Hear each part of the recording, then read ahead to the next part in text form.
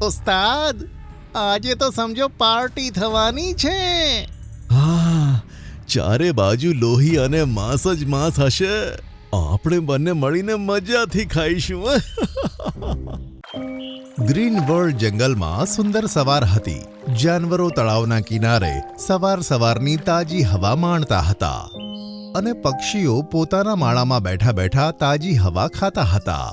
ત્યાં જ મોન્ટુ શિકારી જંગલમાં આવ્યો. આ જંગલમાં તો ઘણા પ્રાણીઓ છે. થોડા દિવસ રોકાઈશ તો ખાવાનો મારો પ્રબંધ થઈ જશે અને કમાવાનો પણ. આમ કહી તેણે તીર ધનુષમાં લગાવ્યું. વાહ, એક મીઠું. જો આ જીવતો મળી ગયો ને તો બજારમાં એના સારા દામ મળશે. તેણે પોપટ તરફ તીર તાક્યું અને છોડ્યું.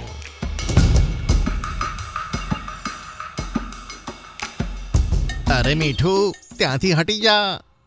ત્યાં જ મોન્ટુ વાંદરાએ તીર પકડી લીધું અને શિકારી તરફ એવું તે ફેંક્યું કે તેના પગમાં જઈને તેને વાગી ગયું.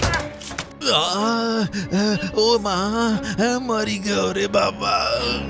કેમ, મજા આવી ને? જોઈ લઈશ તને. હમણાં તો જાઉં છું, પણ પાછો જરૂર આવીશ. આમ કહી શિકારી ત્યાંથી જતો રહ્યો. તે પોતાની ઝૂંપડીમાં ગયો અને ઘા પર મલમ લગાવ્યું. આ સરખું થઈ જાય પછી એક જ વારમાં 3 શિકાર કરીશ. સાંજ સુધી શિકારીએ આરામ કર્યો. ઘા ઠીક થયા પછી ધનુષ લઈને નીકળ્યો. હવે જોઉં છું આ જાનવરોને કેવી રીતે બચે છે મારા તીરથી. શિકારી આગળ વધ્યો.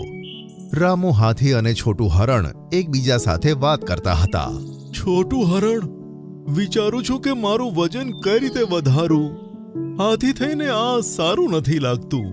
અરે તું આટલો મોટો તો છે, એવું લાગે છે સોય મારીને તો ફુગ્ગાની જેમ ફૂસ થઈને હવામાં ઉડી જઈશ. અને પાછું વજન વધારવું છે. આમના રંગમાં ભંગ પાડું. શિકારીએ હરણ પર નિશાન લગાવ્યું અને તીર ચલાવ્યું. પણ તે તીર હરણને લાગે તે પહેલા જ એક બાજે પોતાની ચાંચમાં તેને પકડ્યું અને બીજી બાજુ ફેંક્યું. અરે, આ કેવું જંગલ છે? પક્ષીઓને જાનવર બચાવે અને જાનવરને પક્ષીઓ.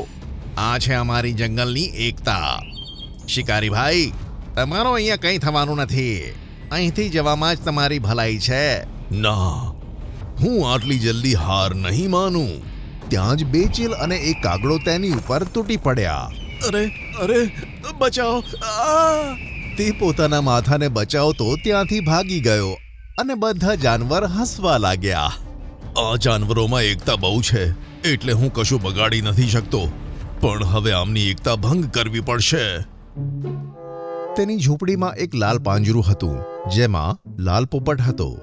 તેણે પોપટને બહાર કાઢ્યો અને તેના ચહેરા પર રાક્ષસી હાસ્ય આવી ગયું. બીજા દિવસે તે પોપટ જંગલમાં આવ્યો. તેણે જોયું કે વરોની બાજુમાં એક માંસનો ટુકડો પડ્યો હતો અને તે ઊંઘી રહ્યો છે. હવે આવશે મજા. તેણે માંસનો ટુકડો ઉઠાવ્યો. તેને લઈને ચીલના ઝાડ પર મૂક્યું. ચીલ પણ આરામથી સૂતી હતી. જેવી તેની નાકમાં તે માંસના ટુકડાની સુગંધ આવી, તે ઉઠી ગઈ. અરે વાહ, આ ક્યાંથી આવ્યું? ભૂખ તો બહુ જ લાગી છે. ચાલો આને જ ખાઈ લઉં. આમ કહીને ચીલે માંસના ટુકડામાં ચાંચ મારવાનું શરૂ કર્યું. આ બાજુ વરુ ઊંઘમાંથી જાગ્યો. અરે, આ માંસનો ટુકડો ક્યાં ગયો? હું તો એને અહીંયા જ મૂકીને સૂઈ ગયો હતો. ત્યાં જ પેલો લાલ પોપટ ત્યાં પહોંચ્યો.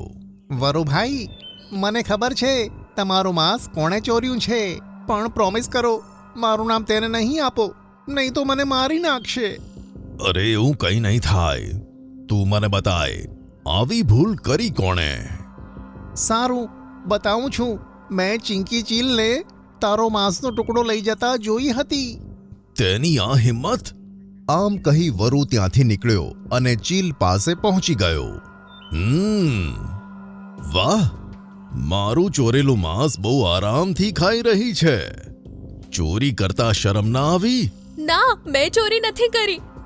ઊંઘમાંથી જાગી ત્યારે ઘરમાં જ રાખેલું હતું. તો શું માંસને પાંખો લાગી ગઈ? બંને વચ્ચે લાંબો ઝઘડો થયો અને બીજા જાનવર અને પક્ષીઓ પણ ત્યાં પહોંચી ગયા.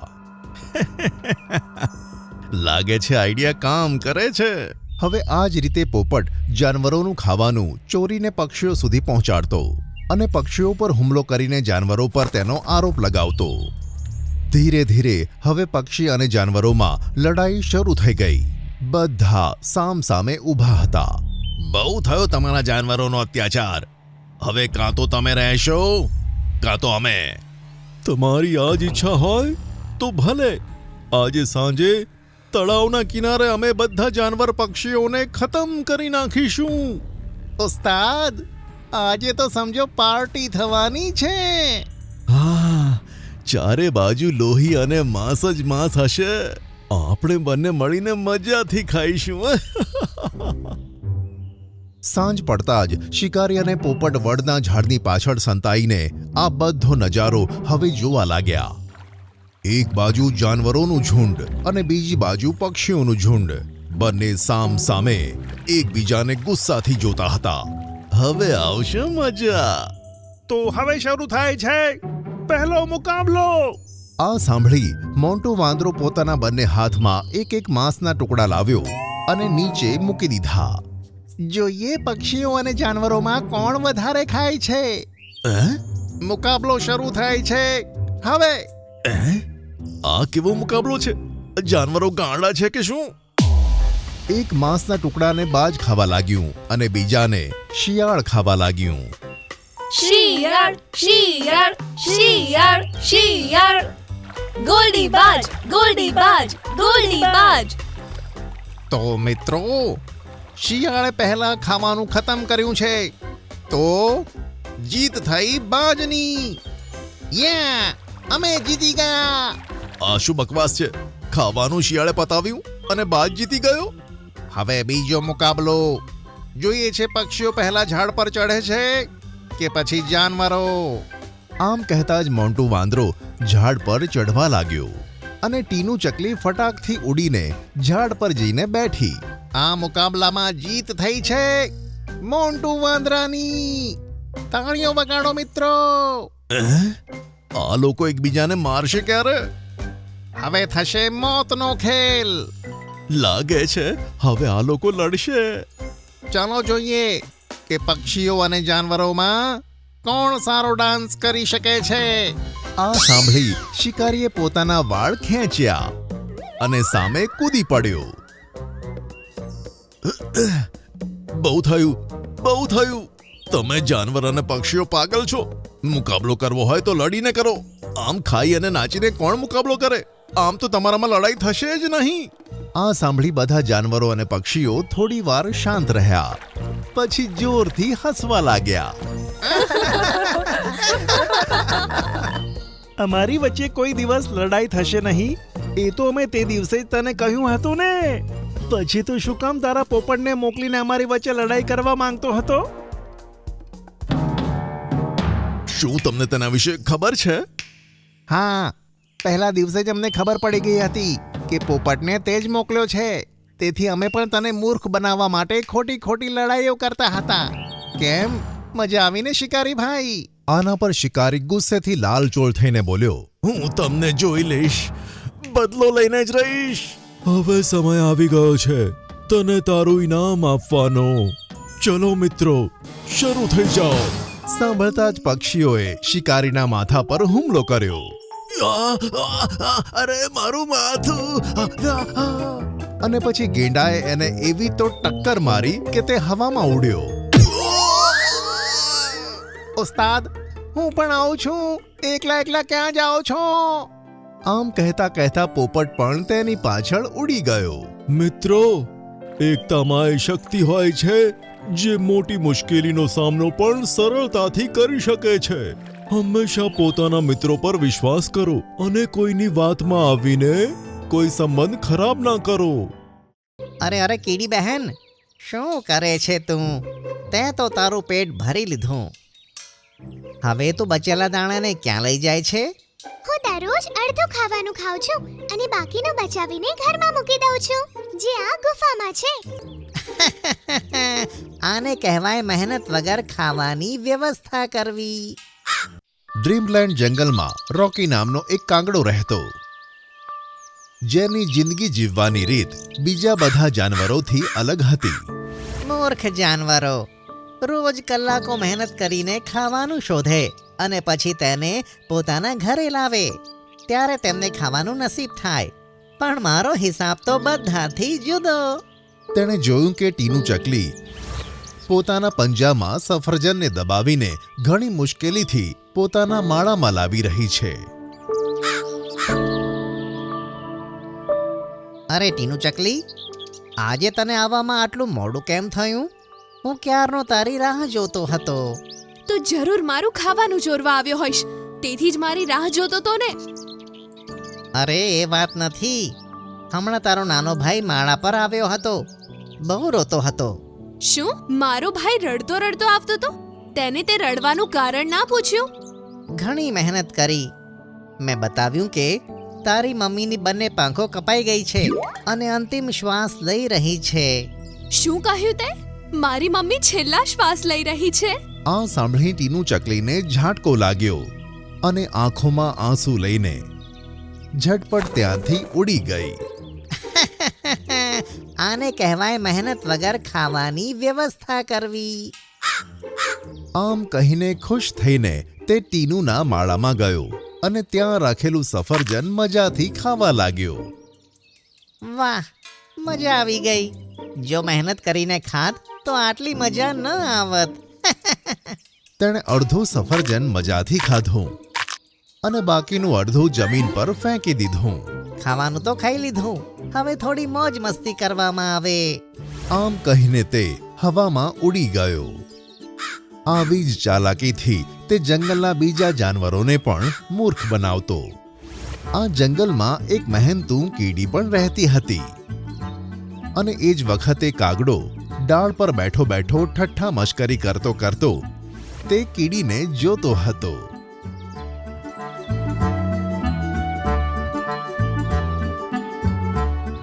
ઉફ, કેટલો ભારી ચડો છે.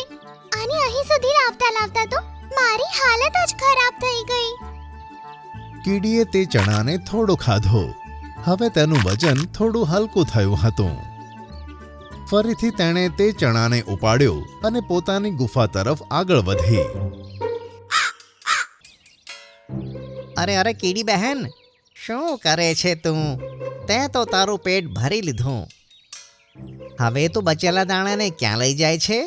હું દરરોજ અડધું ખાવાનું ખાઉં છું અને બાકીનું બચાવીને ઘરમાં મૂકી દઉં છું, જે આ ગુફામાં છે. શું મૂર્ખામી છે? અરે અડધું બચાવીને ફાયદો શું થવાનો? તેને ઉઠાવીને ઘર સુધી લાવવામાં તને હેરાની નથી થતી? થાય છે, પણ આપણા સારા ભવિષ્ય માટે આપણે થોડીક મુશ્કેલી તો ભોગવી પડશે ને. આગળ જતા ભવિષ્યમાં કોઈ એવી મુશ્કેલી આવી જાય કે હું ખાવાનું શોધવા પણ ના જઈ શકું, તો હું શું ખાઈશ? બેકાર વિચાર છે તારો. આપણી તો એક જ રીત, મજાથી ખાઓ, બાકીનું ફેંકી દો. અને કાગડો ત્યાંથી ઉડી ગયો. આમ ઘણા મહિના વીત્યા અને વરસાદની ઋતુ આવી. એવું જોરદાર તોફાન આવ્યું કે મોટા વૃક્ષો ઉખડી ગયા. ફક્ત જે ઝાડ મોટા અને મજબૂત હતા તે બચી ગયા. કાગડો પોતાના માળામાં આરામ ફરમાવતો હતો. આ હા હા હા હા, શું મસ્ત હવા ચાલે છે. લાગે છે આમ જ સૂઈ રહું અને કોઈ આવીને મારા મોઢામાં દ્રાક્ષ નાખે. ત્યાં જ એક પવન એવો આવ્યો કે તેનો માળો ઉડીને નીચે પડ્યો અને તે પણ ધડામ થઈને જમીન પર પડ્યો. અરે બાપ રે, વરસાદ આવે છે અને તોફાન પણ, મને તો ખબર જ નહીં. તેણે જોયું કે તેનો માળો તો તણાઈ ગયો અને આજુબાજુના પક્ષીઓના માળાઓ પણ તણાતા હતા. આ શું થયું?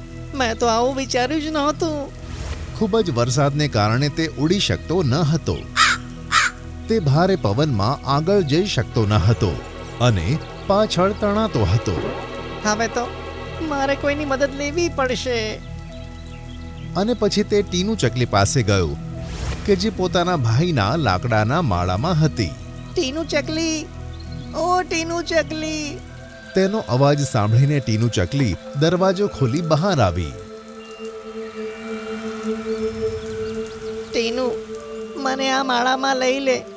મારો માળો તણાઈ ગયો અને મારી તબિયત પણ સારી નથી.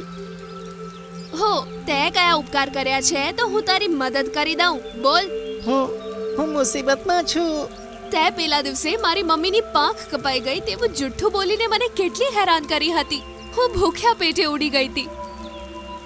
હવે તને ખબર પડશે કે ભૂખ્યા પેટે મુશ્કેલીનો સામનો કરવો અને મહેનત કરીને ખાવું કેટલું અઘરું હોય છે.